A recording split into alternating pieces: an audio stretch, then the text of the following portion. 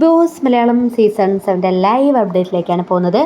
ആദിലയുടെ mid week എവിക്ഷനുമായി ബന്ധപ്പെട്ട് ഏഷ്യാനെറ്റ് അല്പസമയം മുൻപ് ഒരു പ്രൊമോ റിലീസ് ചെയ്തിരുന്നു.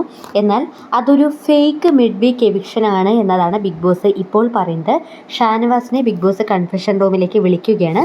അതിനുശേഷം സ്പോൺസർ ടാസ്കിൻ്റെ ടാസ്ക് ലെറ്റർ അവിടെ ഇരിക്കുന്നുണ്ട്. അത് വായിക്കാനായിട്ട് തുടങ്ങുമ്പോൾ ബിഗ് ബോസ് പറയുകയാണ് ആ ടാസ്ക് ലെറ്റർ അവിടെ വെക്കാനായിട്ട് പറയുന്നു.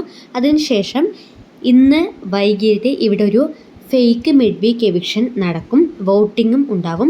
ഷാനവാസ് ഉദ്ദേശിക്കുന്ന ഒരു വ്യക്തിയെ ഏറ്റവും കൂടുതൽ വോട്ട് കിട്ടുന്ന രീതിയിൽ, അതായത് ഏറ്റവും കൂടുതൽ വോട്ട് ലഭിക്കുന്ന രീതിയിൽ മറ്റുള്ളവരെ സ്വാധീനിക്കുകയും സഹായികളായി ആരെങ്കിലും കൂടെ കൂട്ടുകയും ചെയ്യാം. ഈ 10 പേരിൽ 6 വോട്ട് കിട്ടിയാൽ ആ ഫേക്ക് എവിക്ഷനിലൂടെ ഒരാൾ പുറത്ത് പോകും. താൽക്കാലികമായി മാത്രമായിരിക്കും പുറത്ത് പോവുക എന്നത്. അല്പസമയം ആലോചിച്ചതിന് ശേഷം ഷാനവാസ് ആദിലയെ സെലക്ട് ചെയ്യാം എന്നതാണ് പറയുന്നത്. അതായത് ആദിലയെ എവിക്റ്റ് ചെയ്യുന്ന രീതിയിൽ, ഫേക്ക് മിഡ് വീക്ക് എവിക്ഷനിലൂടെ ആദിലയെ പുറത്താക്കുന്ന രീതിയിൽ പ്ലാൻ ചെയ്യാം എന്ന് പറയുന്നു. അങ്ങനെ ആരെയാണ് സഹായത്തിനായി കൂടെ കൂട്ടേണ്ടത് എന്ന് ചോദിക്കുമ്പോൾ ഷാനവാസ് ലക്ഷ്മിയാണ് പറയുന്നത്.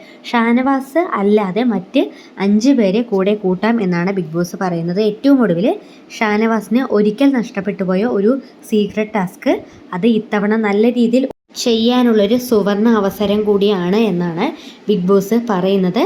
അങ്ങനെ ഷാനവാസ് ഈ ഒരു സ്പോൺസർ ടാസ്കിന് ശേഷം mid week eviction, fake mid week എവിക്ഷൻ്റെ ആ ഒരു ടാസ്ക്, സീക്രട്ട് ടാസ്ക് തുടങ്ങാം എന്നാണ് ബിഗ് ബോസ് പറയുന്നത്.